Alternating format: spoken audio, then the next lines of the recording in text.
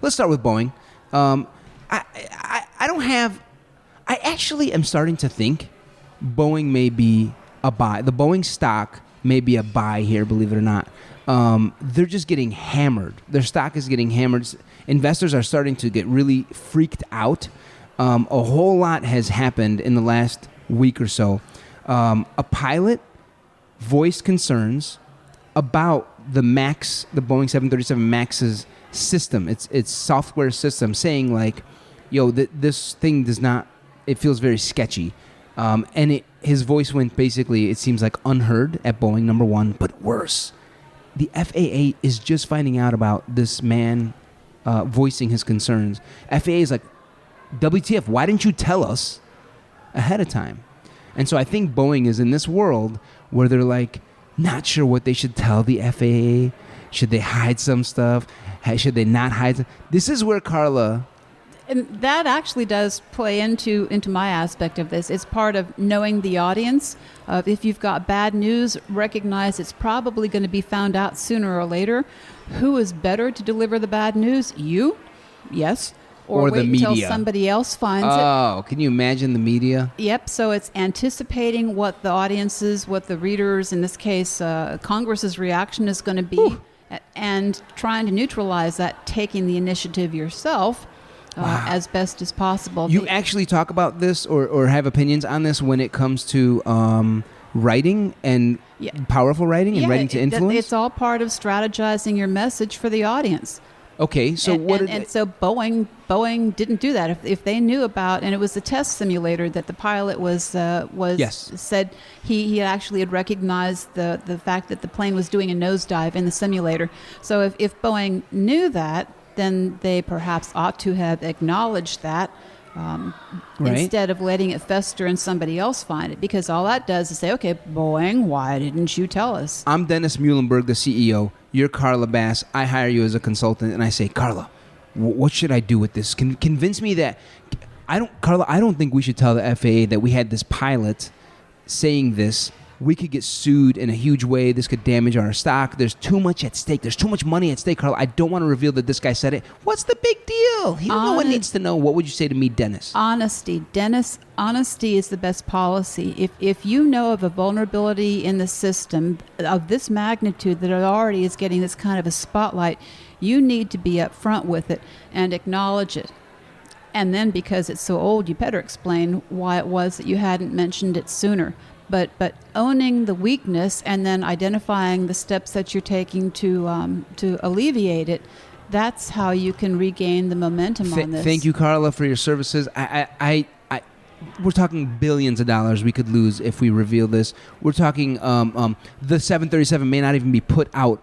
We're trying to get this thing back in the sky in 3 months. We don't want to. I'm not convinced, Carla. I'm sorry. Why would I want to reveal this? Because it's going to come out. Somehow or other, it's going to come out. So you either... Meaning this guy might speak? This guy might speak. Somebody else might know about this. Oh. But if it comes out, and in today's world, good luck on keeping something like that secret, then you're in double jeopardy because A, you knew about it, and two, you didn't confess it, if you will. So you're saying the media and the world will shit on me more because of the fact that I actually knew about it. And so now I'm in double jeopardy, even twice as worse. And actually worse than that, because now your credibility is truly at stake. If you didn't confess this, if you didn't own up to this flaw yourself, what else are you not telling the public? Oh, no. So you're saying the public's going to start to ask, what else are they hiding from us? Well, and exactly. It might even delay things even more permanently. Yep, your credibility is at stake. So now I'm convinced. The mistake. I'm convinced. John? Can you let the public know that we have a guy who told us the test simulator is damaged? Everyone, the test simulator has malfunctioned. We are working our best to find out what has happened. Please stay tuned. How is my communications director done, Carla? He's doing fine. Good. All right. Just fine. Except it wasn't the test simulator itself that malfunctioned. It was an indicator that the software on the aircraft. Oh, okay. You're fired, John. You're fired. You got to get the message right. But your heart was in the right place. Your heart's in the right place. Yeah. I got an A for effort. For effort. So, okay, what else? So they did fire an executive, Kevin McAllister, he was the head of commercial planes. I think that's their attempt at fixing this, is firing a dude who knows if the guy was responsible. Maybe he was, but their earnings were reported on Wednesday. Stock plummeted. Muhlenberg, I was gonna say, I'm thinking Boeing's gotten hit so hard, maybe it's time to buy the stock, but here's the thing. If the market has oversold the stock, then maybe. So now my opinion, honestly, is a little bit more loosey-goosey based on what you're saying, because I think what investors are starting to price in is what else is in the closet. I think that's what the stock is getting priced in, is what else is in the closet. And there could be more in the closet based on their behavior. Yesterday, or if not, maybe this morning, another pilot came out and said he felt pressured to ensure that the MAX 737 wouldn't require expensive pilot training. This guy was getting pressured by management to not necessarily require all these companies who are buying the airplane to drop millions of dollars on training.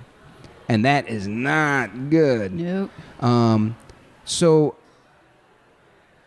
the big concern here also, as we think about this more broadly, supply chains. I mean, so many people supply parts into Boeing. The whole industry gets impacted in a big way. So now that I think about it, Dennis Muhlenberg and Kevin McAllister, by withholding this, are also hurting like a lot of other people and their families who rely on this income. And that is quite sad, I must say.